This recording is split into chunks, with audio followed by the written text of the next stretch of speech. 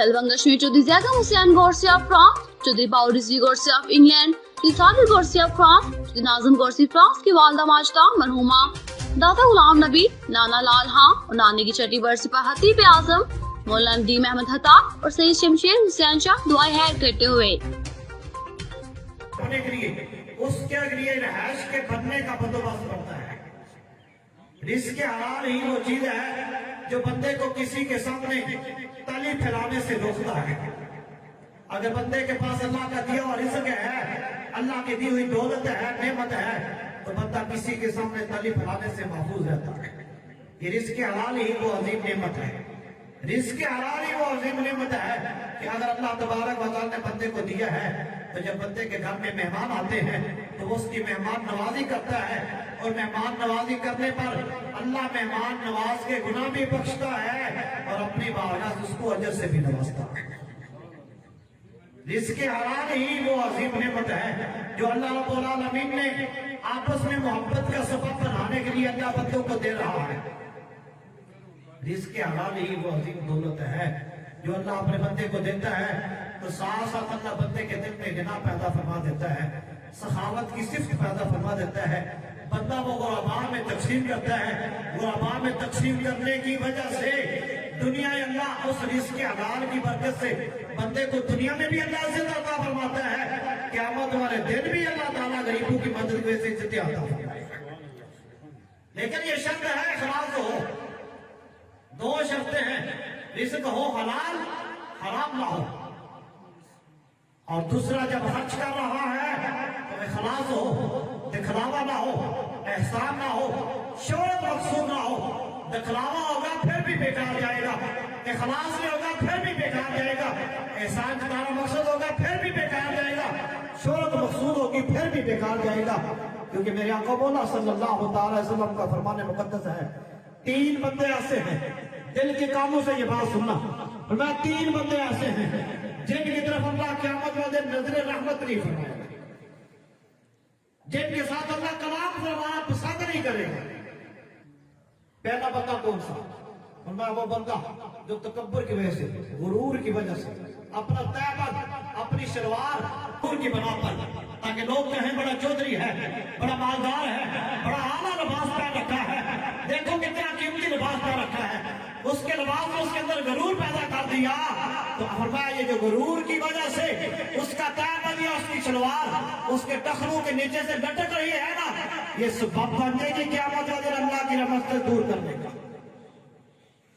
और मैं दूसरा वो बंदा है जो गुरबा में अपना माल तो खर्च करता है लेकिन एहसान जताता है। यही रिज़्क़ है बंदे को रब का कुर्ब भी देता है, यही रिज़्क़ है बंदे के लिए हज पे जाने का सबब भी बनता है, यही रिज़्क़ है अल्लाह रब्बुल आलमीन की नेमत का सबब भी बनता है, अल्लाह की याद में बंदे को लाने का सबब भी बनता है, बंदे के पर्दा पोशी का सबब भी बनता है। लेकिन कब?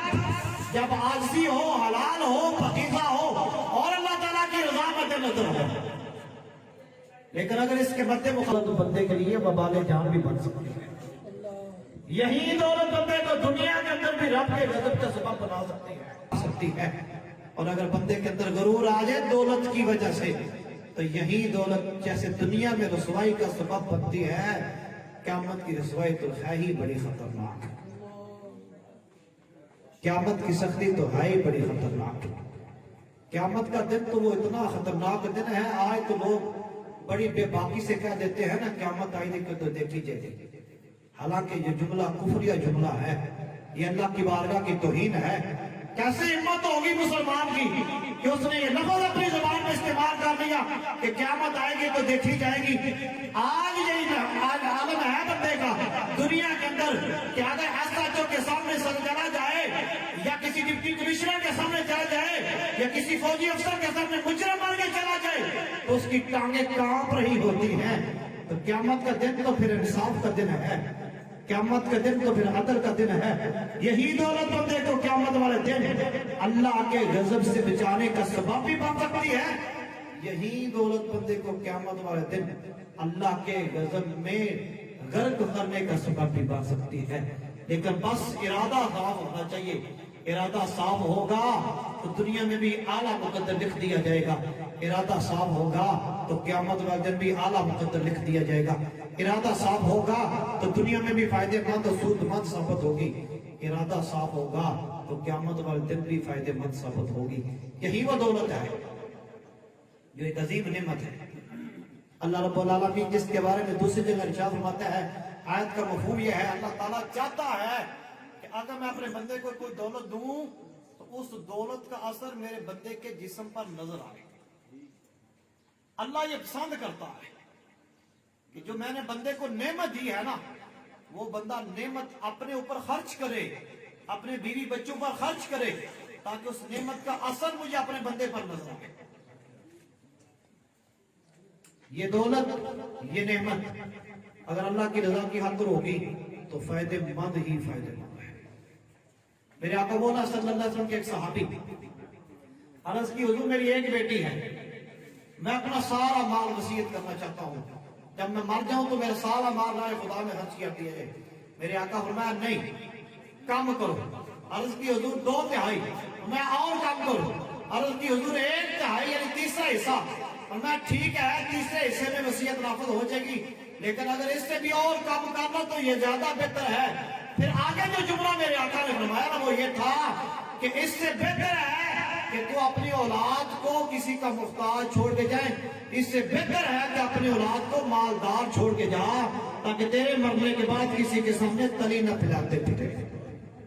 یہ نعمت ہے اللہ رب العالمین کی. یہی میں نے کہا نا شروع میں نے عرض کی, یہ سبب بنتی ہے بندے کو اس بات سے بچانے کا کہ بندہ کسی کے سامنے, بس نتیجہ صرف وہی ہے جو ابتدا میں نے عرض کی. دل میں خرچ کرتے ہوئے چاہے بیوی پر خرچ کر رہے ہیں, چاہے بچوں پر خرچ کر رہے ہیں, چاہے ماں باپ پر خرچ کر رہے ہیں, چاہے عزیز و اقربا پر خرچ کر رہے ہیں, چاہے غرباء و مساکین پر خرچ کر رہے ہیں. ارادہ یہ ہو کہ میرے رب نے میری بیوی کا حق مجھ پہ فرض کر دیا ہے. ارادہ یہ ہو کہ میرے رب نے میری اولاد کا حق مجھ پہ لازم کر دیا ہے. ارادہ یہ ہو کہ میرے رب نے میرے بہن بھائیوں کا رزق بھی میرے رزق میں داخل کر دیا ہے. ارادہ یہ ہو کہ رب نے غرباء کا رزق بھی میرے رزق میں شامل کر دیا ہے. میں ماں باپ پر خرچ کر رہا ہوں تو رب کی رضا کی خاطر خرچ کر رہا ہوں, بیوی پر خرچ کر رہا ہوں تو رب کی رضا کی خاطر خرچ کر رہا ہوں, بال بچے پہ خرچ کر رہا ہوں تو رب کی رضا کی خاطر خرچ کر رہا ہوں, بہن بھائیوں کو کا حق دے رہا ہوں. اگر میں عزیز و اقربا پر خرچ کر رہا ہوں تو رب کے حکم کے مطابق خرچ کر رہا ہوں. اگر غرباء مساکین پر خرچ کر رہا ہوں تو رب کی رضا کے حصول کی خرچ کر رہا ہوں. خرچ کر رہا ہے, ارادہ جب یہ ہوگا تو یہی خرچ کرنا دنیا میں بھی عزت دینے کا سبب بن جائے گا. میدان محشر کو جب رب کی بارگاہ میں حاضری کا وقت ہوگا, اس وقت کی عزت کا سبب بن جائے گا. اور دولت تو وہی ہے جو خرچ ہو جانی ہے, رسوائی کا سبب بن جائے گی. یا خود جنت کی رسوائی کو بڑی خطرناک ہے. میرے آقا مولا صلی اللہ علیہ وسلم کا فرمان مقدس ہے. یہ جو فرمان مقدس ہے, اس کے بدلے میں جو عزت مل رہی ہے نا, وہ دولت کی وجہ سے مل رہی ہے.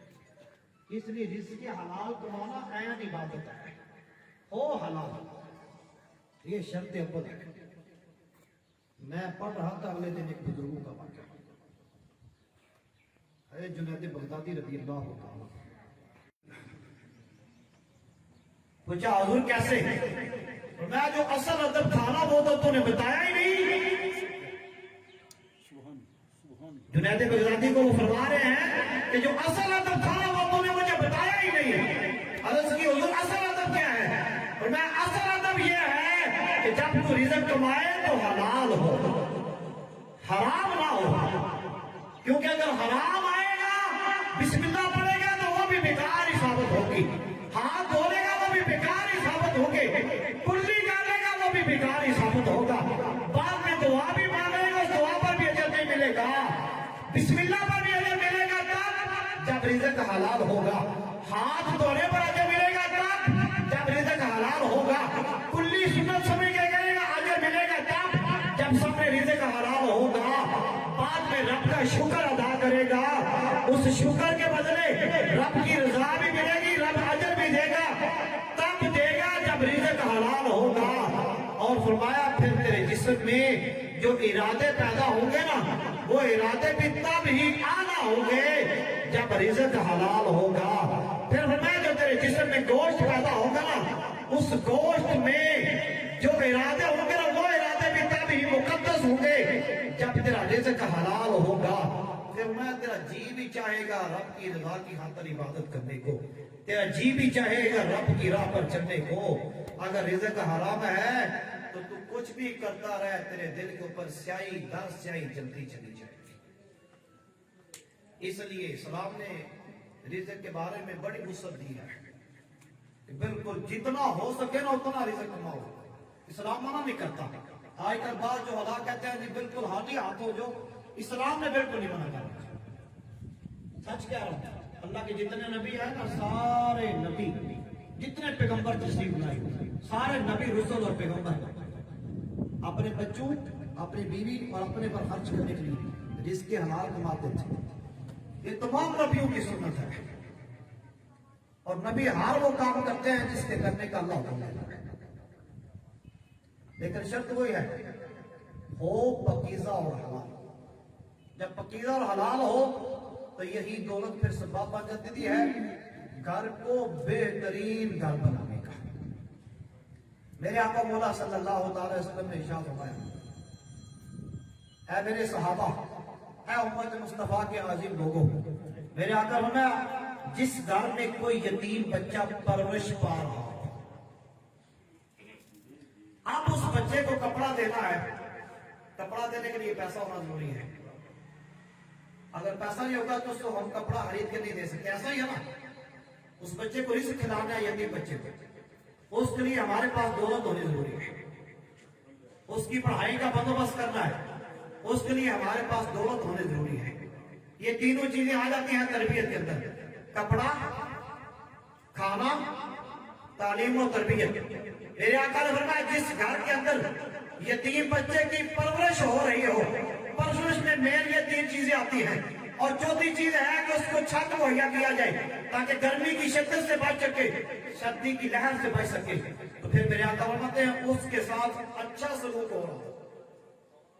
दो चीजें, परवरिश पा रहा है और साथ उस यतीम के साथ अच्छा सलूक हो रहा है, तो मेरा फरमाते हैं तुम्हारे घरों में सबसे बेहतरीन घर होगा। आप बताइएगा, सोचिएगा, घर को बेहतरीन कौन सी चीज बना रही है? उस यतीम की परवरिश। उस यतीम की परवरिश पर क्या खर्च हो रहा है? दौलत। शर्त वही है, हलाल हो, क्योंकि इन्नल्लाह तय्यबुन इल्ला तय्यबा, सवाए पकीज़ा। आप जो यतीम की परवरिश कर रहे हैं ना, उसको कपड़ा लेके दे रहे हैं, राय खुदा में खर्च हो रहा है। उसको खाने के लिए दे रहे हैं, राय खुदा में खर्च हो रहा है। उसको पहनने के लिए दे रहे हैं, राय खुदा में खर्च हो रहा है। उसकी तालीम और तरबियत का बंदोबस्त निकाल रहे हैं, राय खुदा में खर्च हो रहा है। अब ये सारा राय खुदा में खर्च हो रहा है। अब इस राय खुदा में खर्च करने पर दो चीजें हैं, एक तो आपको अजर मिलेगा अगर रब्बुल आलमीन की बारगाह मुक़द्दस, दूसरा आपके घर को बेहतरीन घर करार दिया जा रहा है। आपका घर भी तभी बेहतर होगा जब उस यतीम की परवरिश रिज़्क़ हलाल से हो। आपको अजर भी तब ही मिलेगा जब उस यतीम की परवरिश रिज़्क़ हलाल से हो। तो ये हदीस भी हमें बता रही है, एक बार इशारा तन कि रिज़्क़ हलाल होना बंदे के लिए अल्लाह की नेमत है। तवज्जो से जरूर सुनना, आजकल इस पर बड़ी बेतवज्जो दी। नाक से लेकर घुटने के नीचे वाला जो हिस्सा है, ये मर्द की शर्मगाह है, इसका छुपाना फर्ज है। हाँ, दूसरे मर्द से जब बंदा बालिग हो जाए ना, तो इतना हिसाब नाक से लेकर या कुंडी से लेकर गोडे के नीचे तक, बिल्कुल कोई बालिग मर्द किसी दूसरे बालिग मर्द के सामने इसको नंगा नहीं कर सकता। अगर नंगा करेगा तो कबीरा गुनाह का मुर्तकिब होगा। अब ये सतर है ना, डांटनी है, इसलिए यकीनन हमें कपड़े की जरूरत है। और कपड़ा तब मिलेगा जब रिज़्क़ हलाल होगा। अगर रिज़्क़ हलाल से हम इस सतर को ढांपेंगे, रब के हुक्म की इताअत करेंगे, तो एक कबीरा गुनाह से बच जाएंगे। ये कबीरा गुनाह से बचने का सबब भी रिज़्क़ हलाल ही बन रहा है। नबी पाक सल्लल्लाहु अलैहि वसल्लम ने फरमाया, हत्तर जिगर में जो तेरे दौलत से रिज़्क़ पहुंचता है ना, उस तर्क जिगर में रिज़्क पहुंचने पर भी अल्लाह तुझे सदके का अजर अता फरमाए। और तमाम उम्मत मुसलमान रिज़्क के हलाल के जरिए अपने आप पर, अपने माँ बाप पर, अपने बीवी बच्चों पर, अपने अजीजों अकराबा पर, अपने दोस्त अहबाब पर और अपने इलाके के उन अजीम भाइयों पर जो यतीम हैं या गरीब हैं वो बड़े अजीम हैं, क्योंकि हैं तो उम्मत मुस्तफा के फातिमा, उन पर खर्च करने की तौफीक अता फरमाए। ये अल्लाह की एक अजीम नेमत है। लेकिन बार बार अर्ज कर रहा हूं, हलाल हलाल हलाल, क्योंकि अगर हराम से जिस्म पला गया तो मेरे आका मौला सल्लल्लाहु अलैहि वसल्लम का वो फरमान सामने रखना। मेरे आका का फरमान है, जो जिस्म हराम से पलता है वो आग के ज्यादा लायक है, अल्लाह ने उसको जन्नत पर हराम कर दिया है। तो अल्लाह ताला आप जितने यहां तशरीफ फरमा है, मेरे समेत हम सब के रिज़्क़ के हलाल में बरकतें अता फरमाए। अल्लाह हम सबको रिज़्क़ के हलाल कमाने की तौफीक अता फरमाए। अल्लाह हमें अपने रिज़्क़ के हलाल से सबसे पहले अपने माँ बाप पर, फिर अपनी जात पर, फिर बीवी बच्चों पर, फिर अजीजों अकरबा पर, फिर उसके बाद अपने इलाके के गरीब मुसलमानों पर खर्च करने की भी तौफीक अता फरमाए। अमल से जिंदगी बनती है, जन्नत भी जहन्नुम भी। ये खाकी अपनी फितरत में न नूरी है न नारी, वमा अलैया इल्लल बलाग। अल्लाह इन घर वालों को भी दीन दुनिया की बरकत और भलाइयां अता फरमाए। और आप जितने यहाँ तशरीफ लाए हैं, अल्लाह सबको दीन दुनिया की भलाइयां अता फरमाए। बस चंद कानून अपना लें बड़े अदब के साथ, हाथ जोड़ के सबकी बारगाह में अर्ज़ करूंगा। पहला कानून ये अपनाएं जिस मौजू पे अभी गुफ्तगू हुई। जितने लोग तजारत कर रहे हैं ना, हलाल तरीके से करो, जो हराम जरिया है आज से ही उसको पाँव से नीचे रख के रोक दो, अल्लाह हलाल में बरकत अता फरमाएगा। जो पहले हो गया उससे तौबा कर लो, आइंदा के लिए सिर्फ हलाल जरिया रखो, हराम से बचो। अगर किसी को खबर नहीं तो उलमा से रुजू करो, किसी आलम रब्बानी से पूछ लो। आपके पास अल्लामा अबू बकर साहब मौजूद है माशाल्लाह, पूरे आलम दीन है। ये आपके गांव की खुशबख्ती है कि पूरा आलम दीन आपके गांव के अंदर मौजूद है। तो अपने इलाके के आलम दीन से रुजू करें, पूछे कौन से सबब हलाल के हैं, कौन से हराम के। कोई रोजी का सबब है तो उसकी वजाहत इनके सामने रखें, पूछे हुजूर ये सबब है, मैं इस जरिए से रोजी कमा रहा हूं, क्या हलाल है या हराम है। अगर उसमें हराम की एक तिनका भी अमेजिश हो तो उससे बात आ जाए, ताकि कहीं दूसरा गंदा ना हो जाए। नंबर 2, झूठ बोलना छोड़ दे। झूठ में कुछ भी नहीं पड़ा हुआ। हसिद को युंजी वल किज़्बु युखलिक, मेरे आका का फरमान है, सच नजात देता है, झूठ हलाक कर देता है। नंबर 3, आपस की दिली नफरतें खत्म कर दो, मोहब्बत पैदा करो आपस में, एक दूसरे का एहसास करो, एक दूसरे को इज्जत देना और लेना सीखो। क्योंकि अगर तुम्हारे दिलों में बुग़्ज़ होगा ना तो तुम्हारी कोई इबादत भी रब की बारगाह आलिया में कबूल नहीं होगी। मेरे आका ने सहाबा को फरमाया, सहाबा तुम ऐसा अमल ना बताओ जो तुम्हें जन्नत में ले जाए। तो सहाबा ने अर्ज़ की, हुजूर क्यों नहीं, जरूर बताइए, हम तो मुश्ताक हैं, हम तो चाहते हैं। और मैं आपस में सलाम को आम करूं, जो भी मुसलमान मिले अस्सलाम वालेकुम व रहमतुल्लाह, जिससे भी मुलाकात अस्सलाम वालेकुम व रहमतुल्लाह। और मैं जब सलाम को आम करोगे तो अल्लाह सलाम की बरकत से तुम्हारे दिलों में मोहब्बत पैदा फरमा देगा। और मैं जब तुम्हारे दिलों में मोहब्बत पैदा होगी तो ये मोहब्बत तुम्हें जन्नत के अंदर लेके जाने का सबब बन जाएगी। तीसरा, चौथा, हसद छोड़ दो। हसद में सिवाय नुकसान के कुछ भी नहीं है।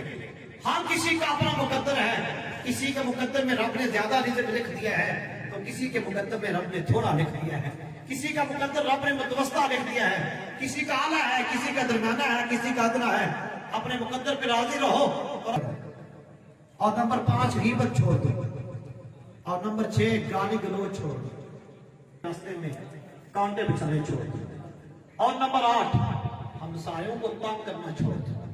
और नंबर 9, जो रिश्तेदार है ना, खूनी रिश्तेदार, उनके साथ भी लड़ना छोड़ दो, मुसलमानों के साथ भी लड़ना छोड़ दो।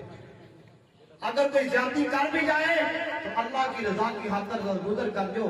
जब तुम अल्लाह की रजा की खातिर गुजर करोगे तो एक ना एक दिन अल्लाह जरूर ऐसा लाएगा कि जिस रिश्तेदार ने तुम पर ज्यादती की थी, जरूर रब को उसको तुम्हारे कदम मिलेगा। रब उसके दिल को जरूर एक ना एक दिन हटा देगा। اس کے بارے میں رب کی بارگاہ میں یہ دعا کرو یا اللہ یہ میرا خونی رشتہ دار ہے، یہ میرا بھائی ہے، یہ عزیز ہے، یہ بھول چکا ہے، راستے سے بھٹک چکا ہے، اے اللہ میں تیری رضا کی خاطر اسے معاف کرتا ہوں، تو اسے معاف بھی کر اور اس کے ساتھ اس کو ہدایت بھی عطا فرما۔ جب یہ کام کر لو گے تو انشاءاللہ امن و امان قائم ہو جائے گا، سکون قائم ہو جائے گا، محبتیں قائم ہو جائے گی۔ پھر انشاءاللہ اللہ کا وعدہ ہے تم یہ کام کرو، میرا رب فرماتا ہے میں آسمانوں کے دروازے بھی کھول دوں گا، زمین کے خزانے بھی تمہارے لیے کشادہ کر دوں گا۔